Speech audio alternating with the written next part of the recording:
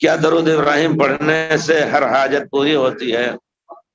دیکھیے میں آپ کو، اور یقیناً پیارے رسول صلی اللہ علیہ وسلم پر صلوات پڑھنے سے تمام حاجات انشاءاللہ پوری ہوں گی۔ آپ نیت سے پڑھیں، اس نیت سے بیٹھ کر کے پڑھیں، چلتے پھرتے پڑھیں، لیکن اس نیت سے پڑھیں۔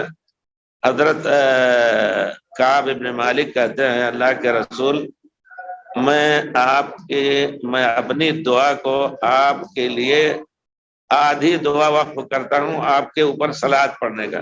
یعنی اگر ہمیں دعا کرنا ہے ربنا آتنا فی الدنیا حسنۃ وفی الآخرۃ حسنۃ رب ارحمہما کما ربیانی صغیرا رب اغفر لی ولوالدی، یہ سب کرنے کے بعد آدھی دعا صرف اللہم صلی علی محمد وعلی آل محمد پڑھیں گے تو کیا ٹھیک ہے؟ پیارے رسول نے کہا بہت اچھا ہے، اور زیادہ صلوات پڑھو، درود پڑھو ہمارے اوپر تو اور افضل ہے۔ کہا تو وہ 2/3 میں پورے طور پر آپ کے صلوات پر خرچ کروں گا اپنی دعا کا حصہ۔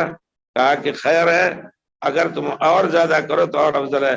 تو انہوں نے کہا میں پوری دعا اپنی شروع کرتے ہی الحمدللہ رب العالمین، اس کے بعد اللہم صلی علی محمد وعلی آل محمد، دل میں اپنی خاص ضرورتوں کے پورا ہونے کی نیت رکھیں۔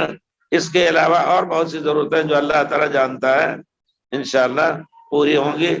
جب انہوں نے کہا کہ میں پوری اپنی دعا آپ کے لیے وقف کر رہا ہوں، آپ کے لیے صلوات پر، تو پیارے رسول نے فرمایا اذن، 2 روایت ہیں، اذن تکفی ہمک و تقضی حاجتک، تمہارا غم جو ہے انشاءاللہ اس کی وجہ سے ختم ہو جائے گا، تمہاری ضرورتیں پوری ہوں گی۔